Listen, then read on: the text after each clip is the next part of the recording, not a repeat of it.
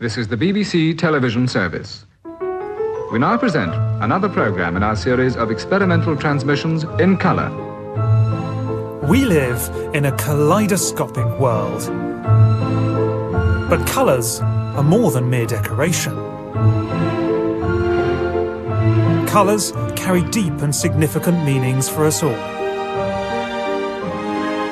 And in this series, I want to unravel the stories of three colours. Three colours which, in the hands of artists, have stirred our emotions, changed the way we behave, and even altered the course of history. Blue. The arrival of lapis lazuli from the east made blue the colour of our dreams. A colour that transported us to worlds beyond our horizons. White. Once the virtuous colour of ancient marbles, came to embody our darkest instincts. But in this programme, I want to tell the story of a colour we've worshipped since the very beginning. One that at first may not seem like a colour at all.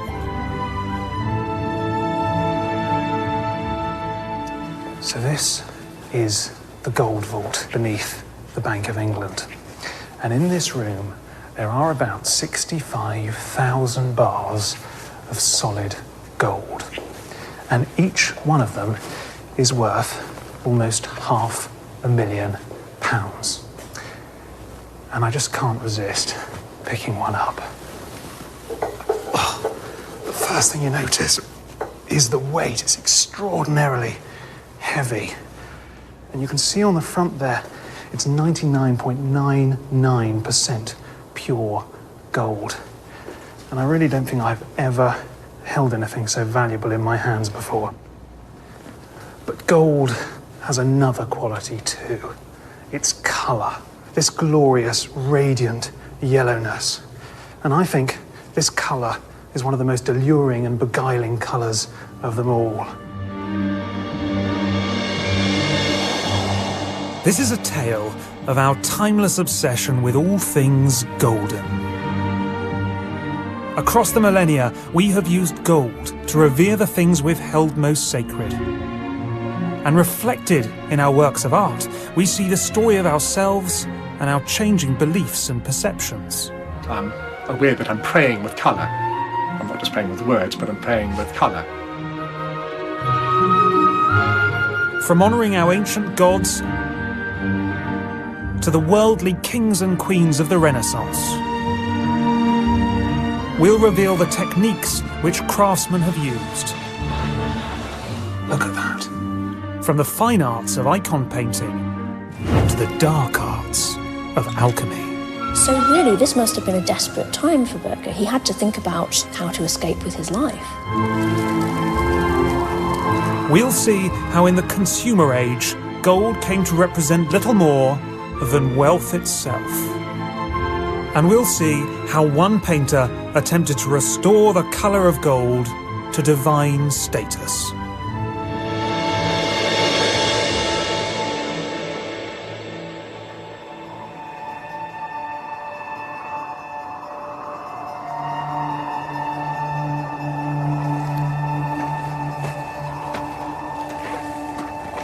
Nobody knows when humans first took gold from the earth. We can only imagine their wonder at what they saw.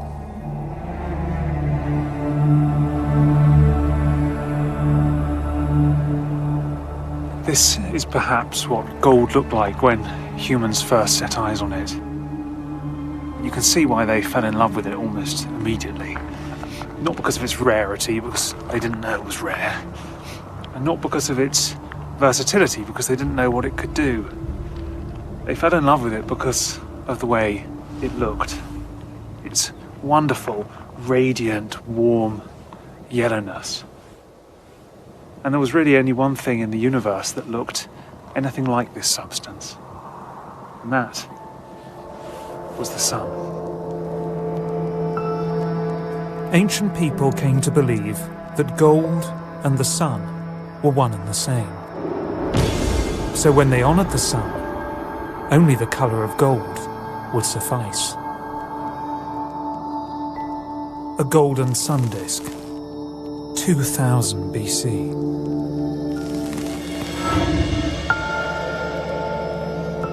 A ceremonial necklace, 800 BC. And the most remarkable of all, a sun chariot from 1500 BC, now the star exhibit at the National Museum of Denmark.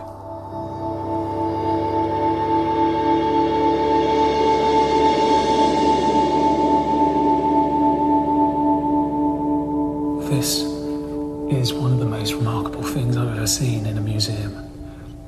It's utterly breathtaking, because what we have here essentially is a 3,500-year-old miniature model chariot in virtually mint condition.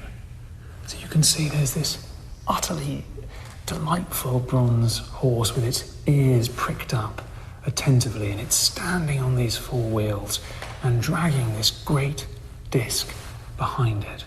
And that disc is the sun. And for the people who made this, the sun was a great golden goddess that was being carried by this divine horse every day across the sky from east to west and then back again at night.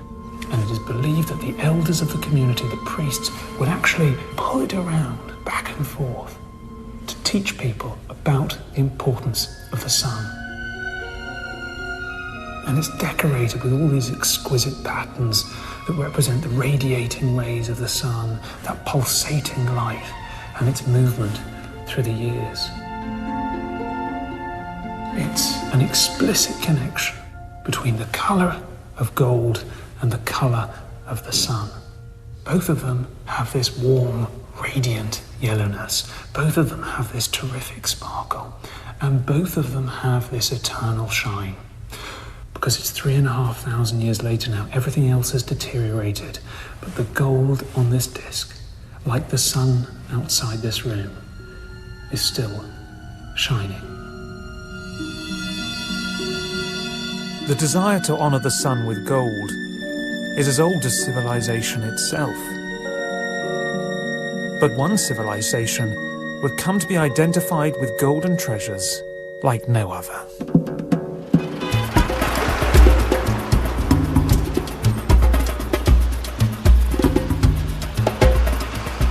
The ancient Egyptians were unique.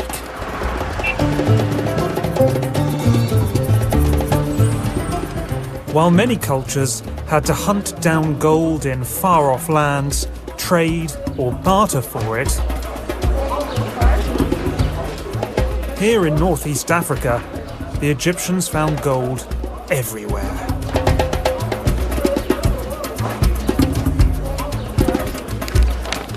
Now, the ancient Egyptians were very, very lucky. Their territory here was blessed with seemingly unlimited reserves of gold.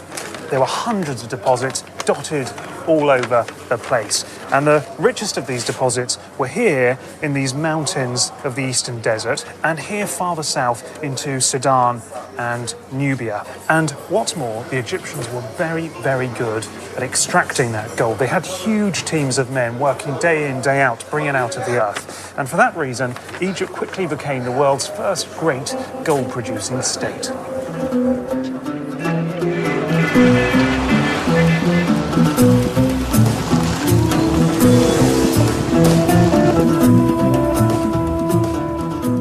But to understand the exquisite gold work in ancient Egypt, we have to leave Cairo and head south into the desert.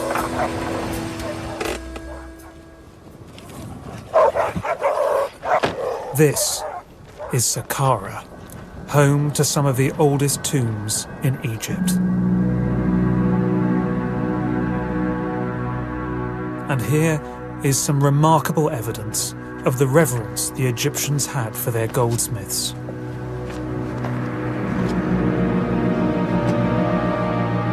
4,000 years ago, the Grand Vizier Mereruka was interred in these chambers.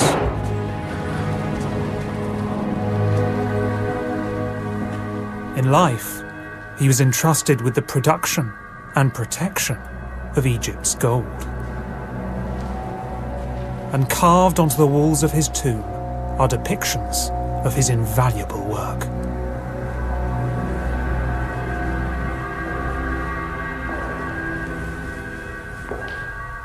These relief carvings depict pretty much the entire Egyptian gold working process from start all the way to finish. So the first step is recorded here, and this involves the weighing of the gold. And you know what I find interesting about that is, of course, the Egyptians had plentiful quantities of gold, and yet still it was so valuable that the pharaoh didn't want even a single little bit unaccounted for. But the two most remarkable images, I think, in this entire relief are these two here. And I think they're remarkable for two reasons. First, the hieroglyphs you can see there and there. Now, usually we presume ancient hieroglyphs to impart some solemn wisdom, but not these ones, because this man is saying to that man, "Ooh, isn't this beautiful?" And this man is saying to that guy, "Get a move on with your work, slow coach." It's just an amazing moment of humour and life and reality from thousands of years ago. But the other remarkable thing about these images here is all four goldsmiths are dwarfs. All across ancient Egypt, dwarfs are depicted as gold workers because they were actually perceived by ancient Egyptians as possessing magical powers. So it seems utterly logical that who would you get to work with your most precious and special material? You would get your most precious and special people.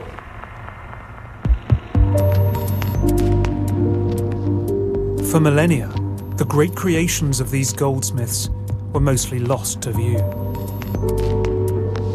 They were melted down by grave robbers, or simply lay undiscovered deep beneath the sands. But in the 20th century, one British archaeologist was determined to bring them to light. Howard Carter was a maverick who had come to Egypt in search of gold, and it was he who made the greatest archaeological discovery of all time. On the 26th of November, 1922, Carter broke into the tomb of Tutankhamun. A gasp of wonderment escaped our lips. So gorgeous was the sight that met our eyes. Everywhere the glint of gold.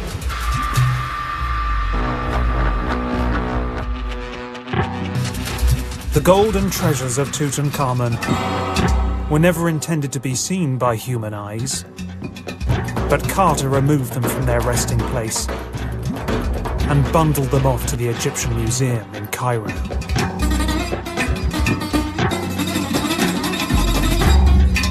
The hoard contained Tutankhamun's throne, jewellery of every sort, golden slippers, and this huge sarcophagus. It contains 110 kilograms of solid gold and is the largest gold object ever found in Egypt. But the most astounding treasure made by the ancient Egyptians is this: the death mask of Tutankhamun. And you know, it's in solid gold, of course, 11 kilograms of it. And this mask would have sat right on top of the dead pharaoh's face. The craftsmanship is exquisite. The gold is inlaid with precious stones, with lapis, feldspar, and carnelian. And the eyes modelled with obsidian and quartz. It's a surprisingly tender portrait of the man, actually, because he's got these big ears and these fleshy lips and these wide, innocent eyes that are painted pink at the corners just to bring them to life. But the question for me is, why is this mask in gold?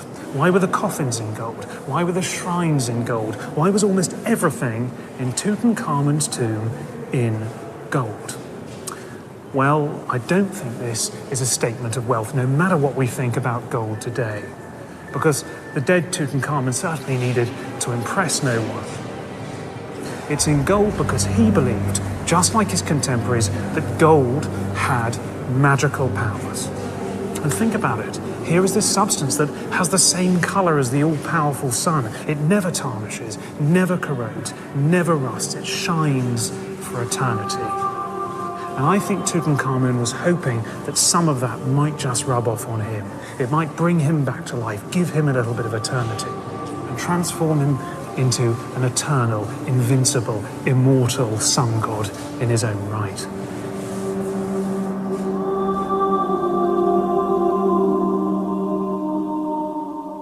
The desire to honour the sun god had pushed the Egyptians to the greatest heights of craftsmanship. And the ancient civilizations that followed continued to use gold to reveal the divine. This Etruscan brooch depicts a fabled chimera.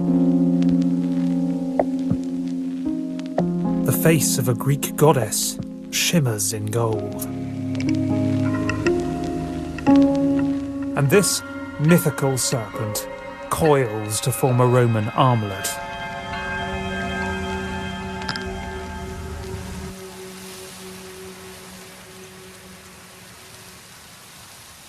But as twilight fell on the ancient world, new ideas emerged.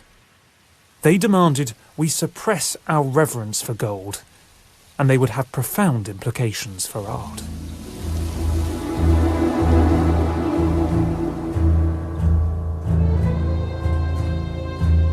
Rome.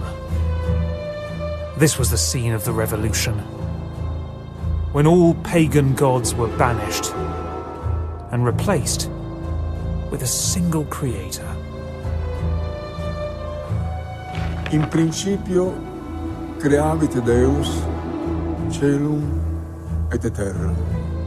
Dixit Deus fiat lux, et facta est lux.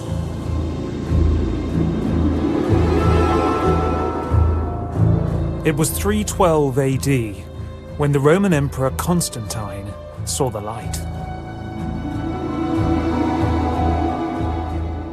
For a rich and powerful ruler, his conversion to Christianity was little short of a miracle.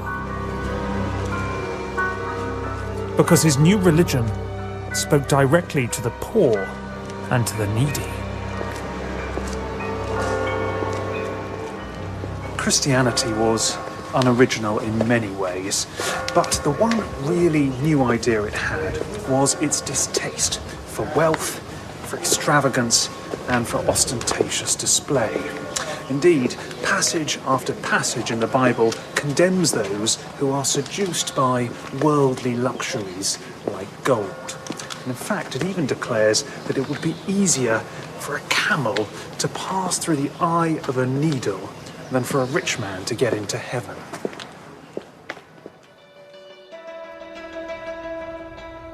And thus, in the earliest Christian art, Christ is shown as perhaps the first poor god in history.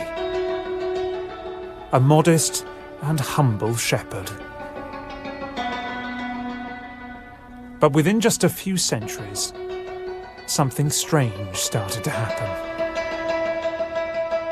Across the Christian world, a new art form emerged that showed how early Christians who had once renounced gold now couldn't resist its allure. This is a Byzantine icon, and images like this were produced as early as the 5th century, so really, really early in the history of Christianity.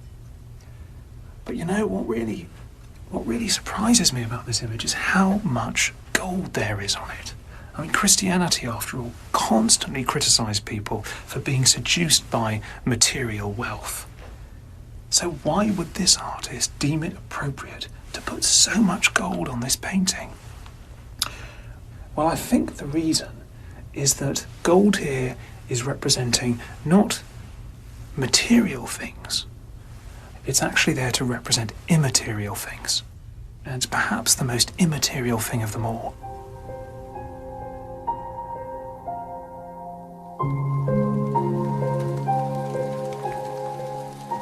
Aidan Hart is an artist who keeps the tradition of icon painting alive. And he's steeped in the mysteries of gold in Christian art.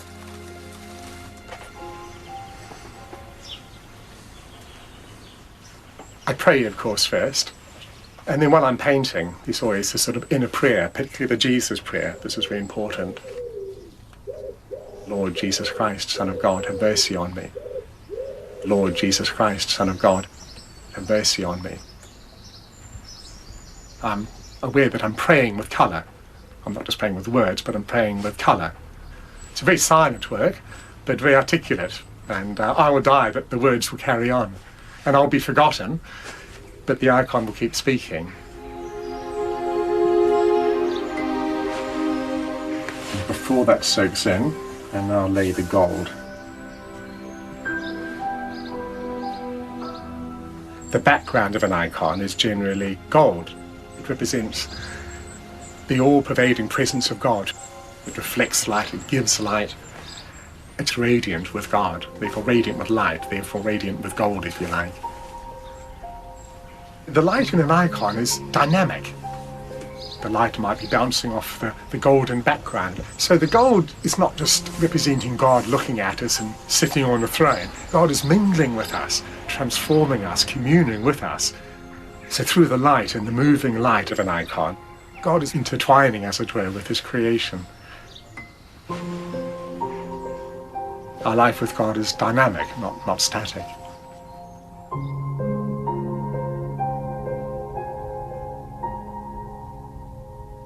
These paintings were supposed to be seen by candlelight. And when you bring a candle right up to this painting, the colour of the gold is absolutely transformed. It goes from this murky brown to this absolutely brilliant, shimmering yellowness. And it seems to be alive, it sort of dances. And you know, no other colour, no other substance responded to light, reflected the light quite like gold. And that is why, for the Christians, gold became the colour of the light of God. The golden light of icon paintings was intoxicating, and the Christians were desperate for more of it. They yearned to be fully immersed in the divine light of heaven. The Basilica of San Vitale in Ravenna was built by the Byzantine Emperor Justinian in the 6th century AD. It is a masterpiece of early Christian art.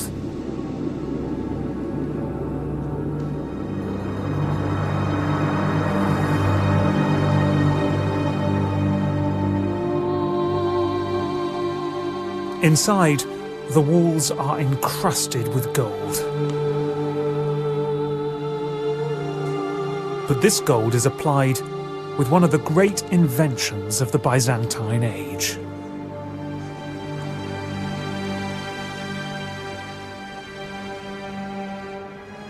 This is the gold tessera. And there are tens of thousands of these all across that wall. And what they do is amazing. They trap all of the light in this church, and then the glass, like a kind of lens, amplifies that light. But it's not the monotonous, unchanging, blinding light of electricity. The light sparkles, and it glitters, and it glistens. And no wonder they loved them so much. Because they must have thought when they looked at that they were looking right into the kingdom of heaven. The early Christians, who had once renounced all things golden, had, like the ancients before them, used the colour ingeniously to bring themselves closer to their God. And for a millennium, Christian artists continued to use gold to feel his presence. But in the Renaissance, heaven seemed to lose its monopoly on gold. And gold would become a potent force in more worldly affairs.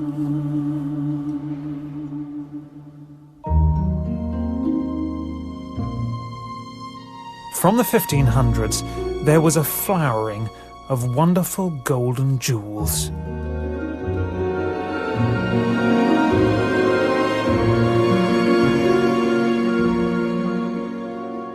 Flights of fancy made to satisfy the vanity of kings, queens, and their courts.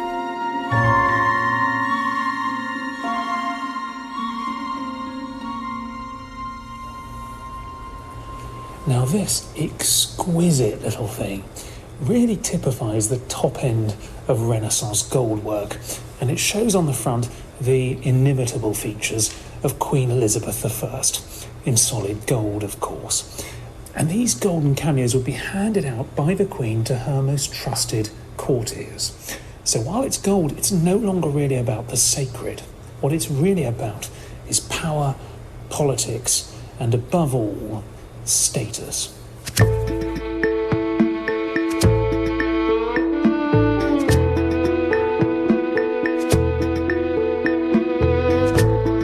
The great kings and queens of the Renaissance scoured Europe, seeking the finest goldsmiths in a bid to outshine their rivals. And there was one place whose reputation for gold work eclipsed nearly all the others.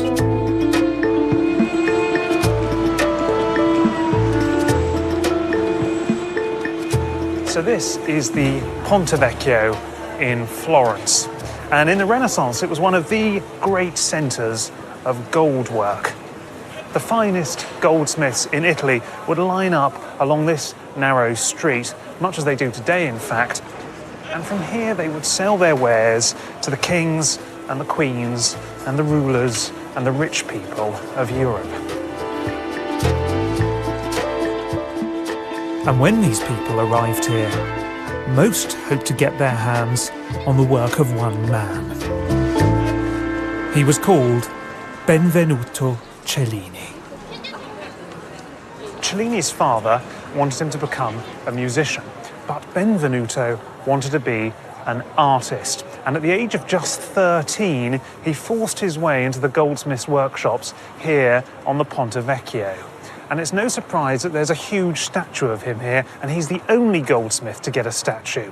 And that is because Benvenuto Cellini quickly became the greatest goldsmith of them all. Cellini was fastidious in recording his many ingenious techniques, and his writings remain a Bible of the goldsmith's art. Lavorare l'oro e modellarlo, creare un'opera unica è sempre una grande emozione. Entrare quasi in unione con questo metallo, l'artista e la persona che dovrà ricevere questo dono.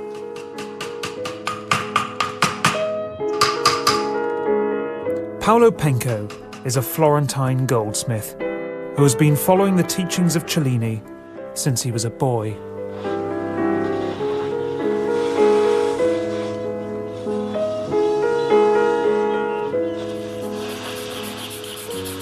Chissà quante volte anche Benvenuto Cellini avrà fatto questi gesti, avrà mosso questi gesti nella realizzazione di una dei suoi gioielli, di una delle sue opere. E questo è il famoso trattamento ricordato più volte nelle sue memorie. Però devo dire che come fiorentino ci ha lasciato una grande eredità, quella di dover continuare con perseveranza, con amore e passione questa grande tradizione fiorentina dell'artigianato prezioso.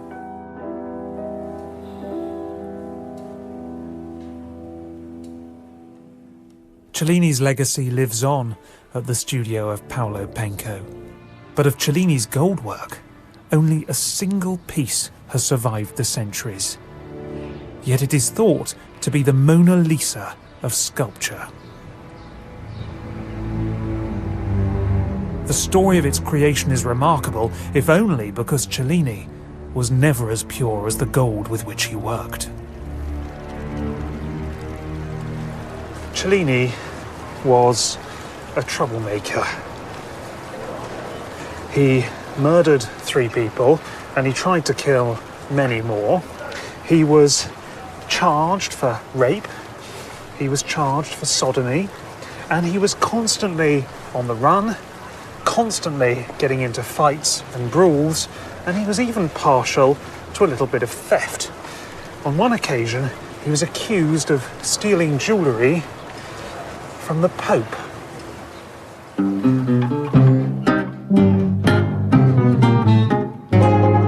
But there was one king who would forgive Cellini everything to have him at his court. King Francis I of France was one of Europe's most flamboyant and art-loving monarchs. He wanted to make his kingdom the centre of the Renaissance, and in 1540 he invited Cellini to Paris. Now, shortly after Cellini arrived in Paris, King Francis invited him in for dinner. And he said he would pay him 1,000 scudi, which was a vast sum of money at the time, if Cellini would make him a solid gold salt cellar. Now, when most people think of salt cellars, they think of objects like this. But Cellini was no ordinary person, and he instantly set to work on one of the most ambitious projects of his career. He sweated over the salt cellar for 3 long years. But the result of his labours was a masterpiece. Ed ecco qua, il trionfo dell'arte fiorentina. E questo rappresenta non solo un gioiello, non è un gioiello, è un piccolo monumento all'arte orafa, un trionfo dell'arte orafa fiorentina. Cesello, incisione, smalti, tutto di questo, e grazie a queste tecniche, questa è sicuramente una delle più grandi opere d'arte orafa che sia mai stata realizzata. Cellini's salt cellar is now in Vienna, where it's being carefully restored. It's a rare opportunity to see Cellini's masterpiece, just as he saw it in his own workshop.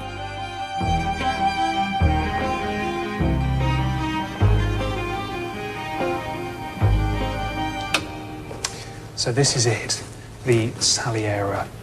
And I must say it's incredibly exciting to see it in this way, as you really get an idea of how Cellini put this masterpiece together, because it's all in its constituent parts, as he would have seen them.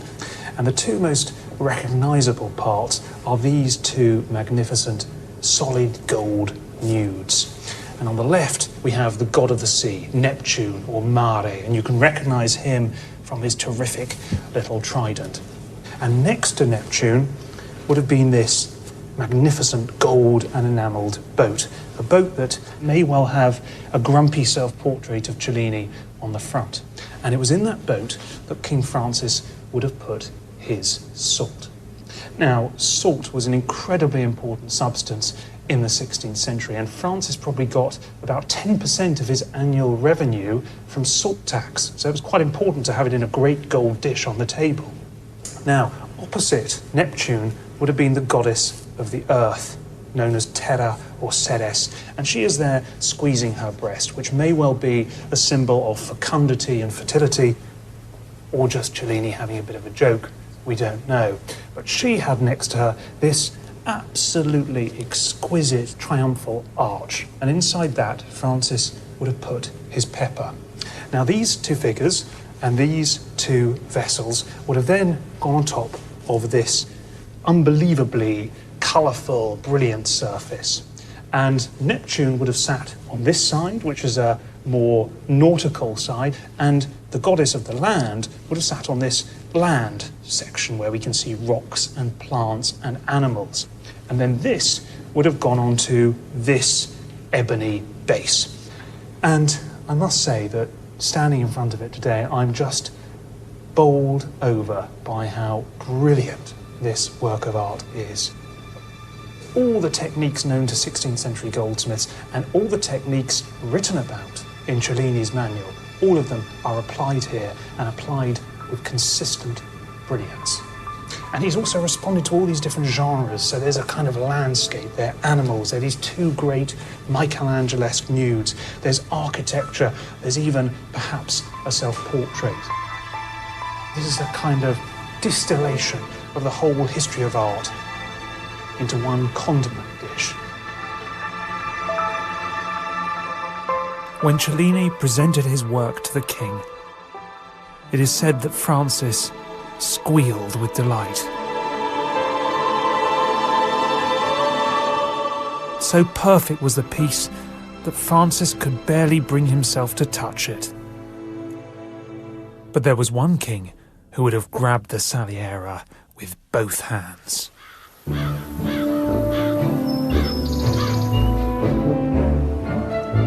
In the deep, dark forests of Eastern Europe, there lived a ruler whose lust for gold outshone all others.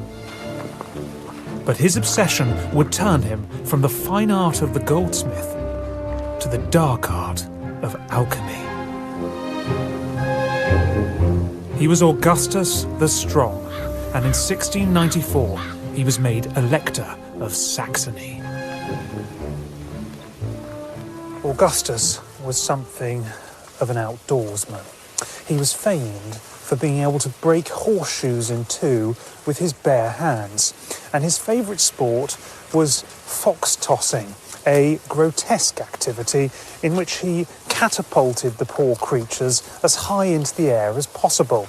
And in one particularly gruesome day's contest, Augustus and his friends tossed 687 foxes, 533 hares, 34 badgers and 21 wildcats to their deaths.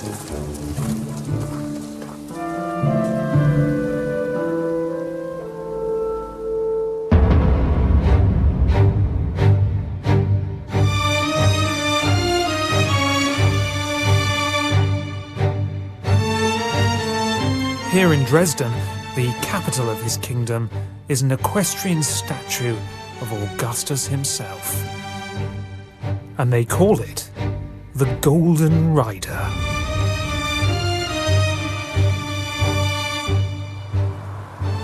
Here is Augustus the Strong, looking like some ancient Roman emperor, gazing out over his great Eastern European kingdom. And you know, I think it's a rather fitting monument to him, because there was nothing that Augustus wanted more than to be seen as one of the great rulers of European history, up there with Justinian, as great as King Francis, and he knew that the secret to achieving that ambition was gold.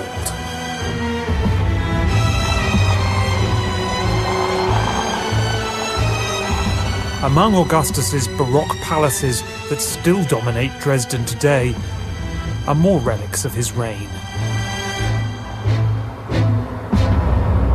And one of them is an extraordinary golden work, a fantasy vision of the glittering court Augustus aspired to create.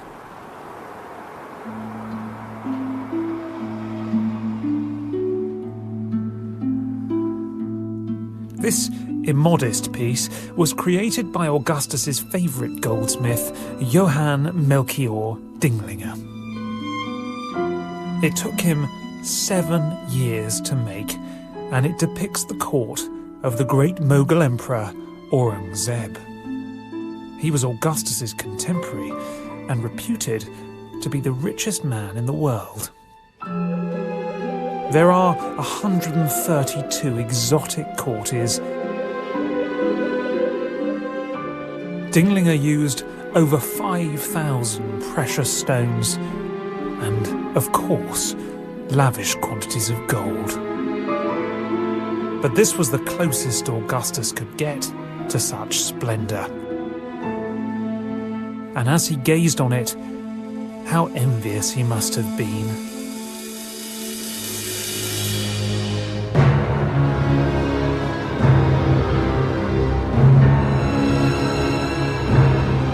But Augustus would hatch a plan. A dark plot to fill his coffers with unlimited amounts of gold.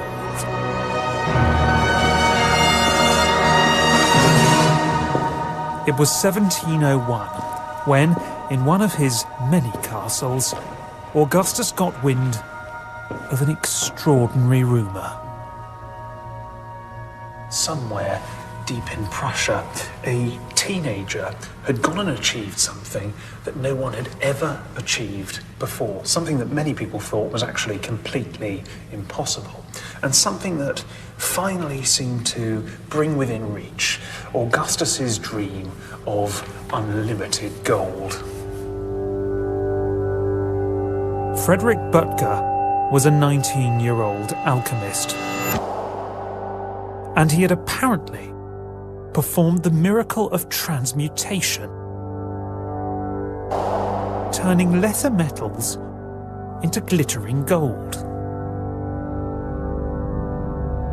At one of these demonstrations, he's supposed to have transmuted a number of silver coins into an ingot of pure gold. Now, that kind of news cannot be kept secret. Augustus wasn't sure whether to believe it or not. So, just to be on the safe side, he had Butger kidnapped and thrown deep into the dungeons beneath his castle. History is scattered with examples of alchemists who ended up on the gallows, being executed, because they seem to have really thought they could attain transmutation. And then, of course, they couldn't actually live up to that.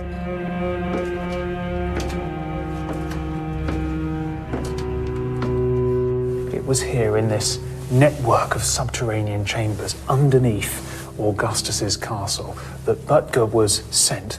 The doors were bolted, all the windows were bricked up, and inside Butger laboured day and night to manufacture the gold that Augustus wanted so badly. Butger finds himself between a rock and a hard place. He's being watched all the time. At some point, he's going to have to produce something that will satisfy his captor. So really, this must have been a desperate time for Butger. He had to think about how to escape with his life. To keep the noose from his neck, Butger would have used every trick in the alchemist's recipe book. Take all of the aforesaid black feces, or black dragon,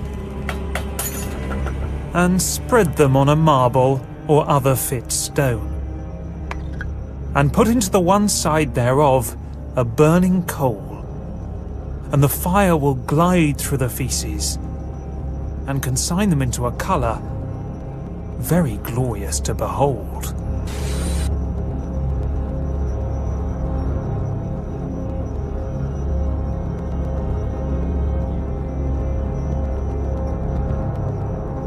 But this colour was as close as Augustus would ever come to the alchemist's dream.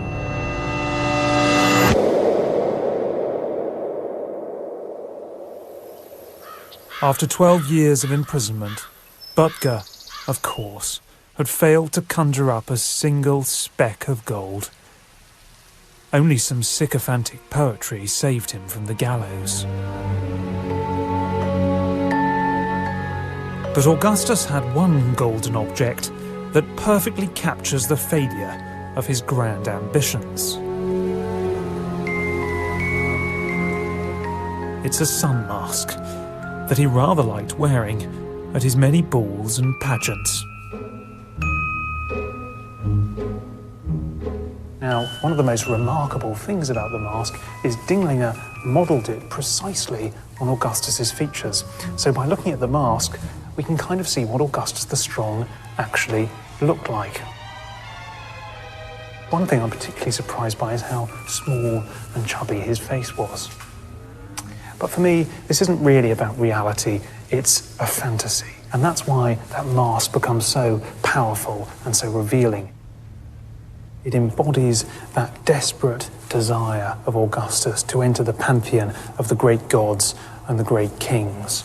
But the truth is, underneath that glowing mask, he wasn't rich enough and wasn't powerful enough to be one of them. And that's why this mask is made of copper, with a little bit of gold put on the top of it.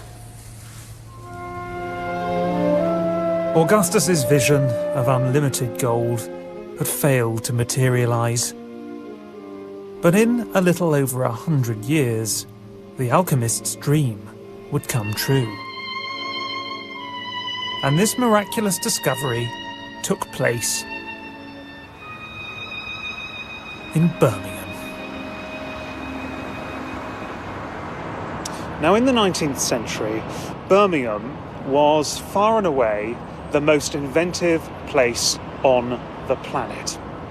Now, let me just give you one example. In that period, this city registered 3 times as many patents as any other city in the world. Indeed, it seemed that hardly a day would pass here without someone inventing something. But for me, one of those inventions was more remarkable than all the others, because for the first time it promised to bring gold within the reach of everyone.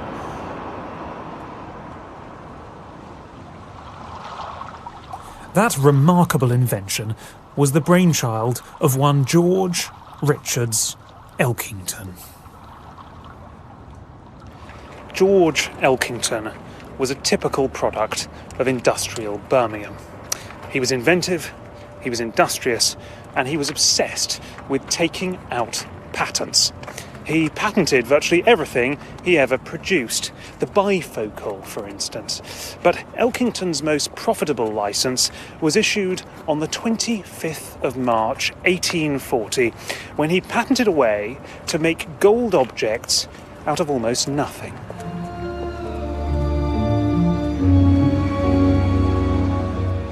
Years before Edison had even invented the electric light bulb, Elkington was harnessing electricity to make gold objects. He called the process electroplating, and it was a marvel of the industrial age. Now, at the centre of Elkington's factory stood a huge machine that rotated 500 times a minute, 24 hours a day, 7 days a week. And around that machine were these vast troughs of bubbling brown liquid. And those troughs transformed ordinary objects into gold. Now, contemporaries were astounded by the process. Some of them thought it was magic. Some of them thought it was alchemy. Some thought it was some technology from a distant future. But nearly all of them thought it was a miracle. One day, in 1844, Elkington was graced with a visit from Prince Albert, who had come to see the miracle for himself. And for this special occasion, Elkington had prepared a most wondrous spectacle. Elkington plucked a small rose from his lapel. He then delicately lowered it into one of his troughs of liquid. He waited. The crowd waited. And when the time was just right, he withdrew it. The crowd was amazed. A round of applause broke out because Elkington's rose had been turned to gold. And as they looked closer, they grew even more amazed because by chance, a small cobweb had been on Elkington's rose.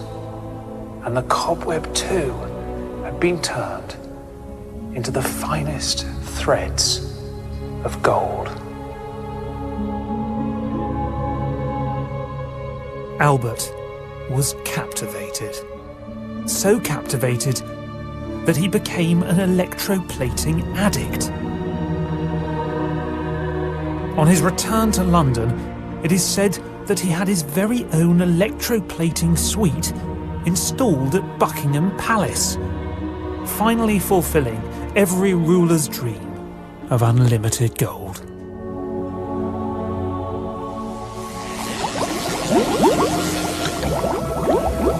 With a royal seal of approval, Elkington's factory went into overdrive. Within a few years, he was employing 10,000 people. And his gold was sent across the world, to India, to Uruguay, and even to Egypt. Elkington was churning out gold objects on a scale never seen before. Why do you think people like electroplating so much? Cheap. That's exactly what they like it. Because if everything was made out of solid metal, it would cost a fortune, where this will look like it's made out of solid gold, but it's really not.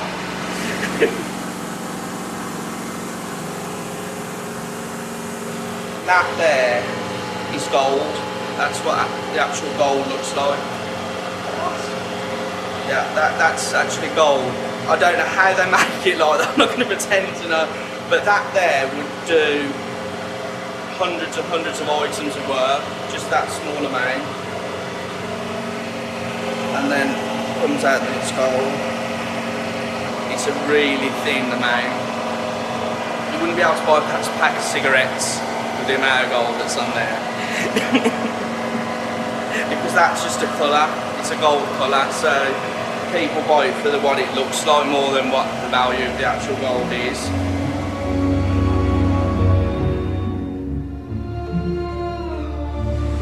People think it is real gold.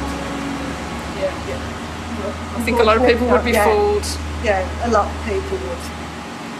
Fool's gold.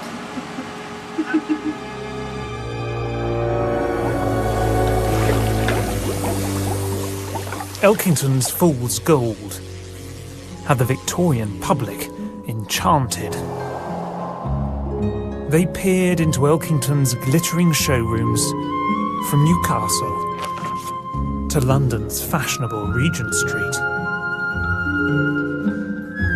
But the public didn't just look. They could now own a little bit of gold for the very first time. This was the most revolutionary technology, and what it did was democratise gold. It brought gold into ordinary people's homes. And Elkington's ingenious new technology allowed him to make perfect copies of the most priceless and exquisite treasures ever to have been found. And these are based on a really extraordinary original, an object discovered in Afghanistan, and Elkington made numerous reproductions of them. Now what's amazing is that this probably served some incredibly important religious function thousands of years ago, but now it was simply for display. Perhaps you could even use it as a toothbrush holder. As his electroplating empire expanded, one city was hooked on Elkington's golden wares.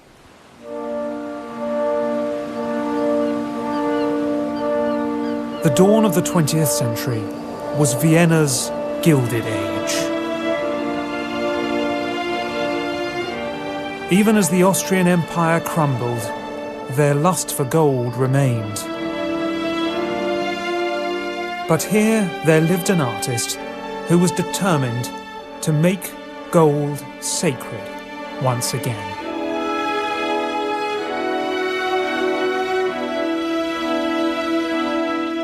Gustav Klimt produced a series of glittering paintings, but one of them shines brighter than all the rest. The Kiss. known as the last word on love. But I think it tells us just as much about gold. Klimt has thrown almost every single kind of golden substance he can find onto this one canvas. In fact, there are 8 different kinds of gold leaf alone on this picture, and there are many more different kinds of gold paint, and every single thing has been applied in a different way. So he has put some gold leaf down flat. Other times, he's put gold on top of bits of plaster and shellac to create these wonderful jewel-like textures. So the whole thing becomes incredibly opulent. It's almost like you're opening a bag of jewels and you're looking inside to see all these fantastic treasures within. He's looked back to the great Egyptian sun gods, the great Byzantine mosaics. He had been to Ravenna. He had seen those fantastic mosaics. He's drawing on decorative gold work of the Renaissance like Cellini. So why is Klimt doing it? Why so much gold in so many ways with so many references and meanings? Well, I think it's part of his desperate attempt to bring back gold from the brink, because he has lived through a period when gold has become debased, it has become cheap, it's become tacky, and he's trying to say, no, gold is the most precious thing we have. It's the most numinous, spiritual, otherworldly thing we have, and therefore we have to devote it to the most important things in the world. And for Klimt, the most important thing was love.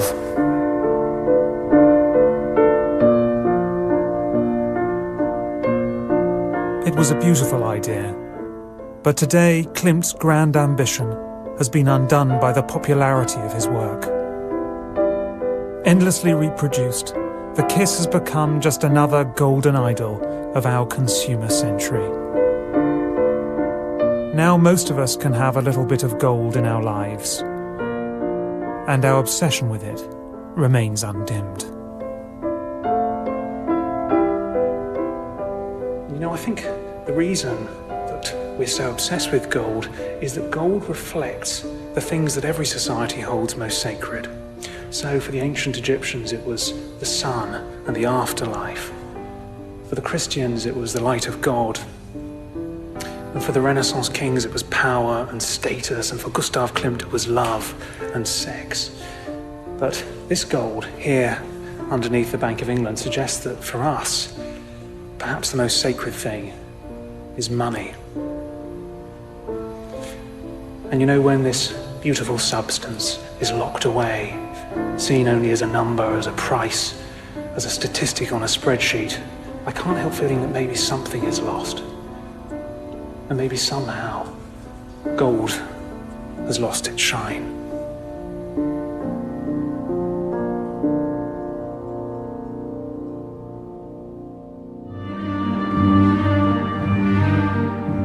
In the next episode, a colour from across the seas.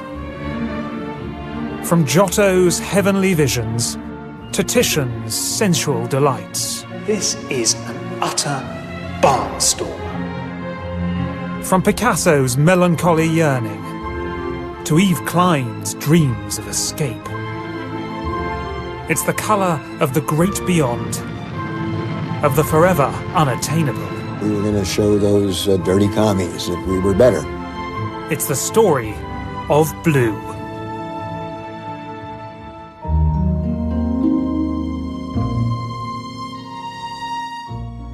And A History of Art continues here on BBC4 at the same time next week. The BBC Proms on 4 continue tomorrow night as Daniel Barenboim conducts Beethoven's 5th and 6th symphonies from 7:30. Next, though, Natural World uncovers the missing part of the jigsaw with the iceberg that sank the Titanic.